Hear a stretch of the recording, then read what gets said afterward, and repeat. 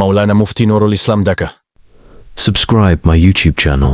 20 নম্বর হাদিসের মধ্যে বলেন, আউয়ালু মা ইউহাসাবু বিহিল আবদু ইয়াউমাল কিয়ামাতিস সালাহ। আল্লাহর নবী বলেন, ও আমার উম্মত শোনো, কিয়ামতের দিন সর্বপ্রথম আমলের মধ্যে যে জিনিসের হিসাব গ্রহণ করা হবে, আল্লাহ নবী বলেন কাল কিয়ামতের দিন সর্বপ্রথম নামাজের হিসাব নেওয়া হবে।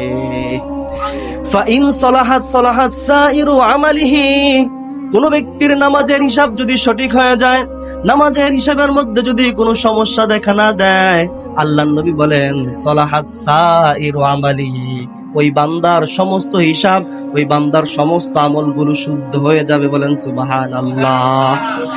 আল্লাহ নবী হাদিসের শেষ অংশের মধ্যে বলেন, ওয়া ইন ফাসাদাত, ও আমার উম্মত শোনো, আর যদি তোমার নামাজের হিসাবের মধ্যে কোনো গরমিল হয়ে যায়, নামাজের হিসাব যদি নষ্ট হয়ে যায়, নামাজের হিসাব যদি তুমি ঠিকঠাক মতো দিতে না পারো, ফাসাদাত সাইরু আমালি, তাহলে সমস্ত ইবাদতের হিসাবের ক্ষেত্রে গরমিল লেগে যাবে। বলেন নাউজুবিল্লাহ।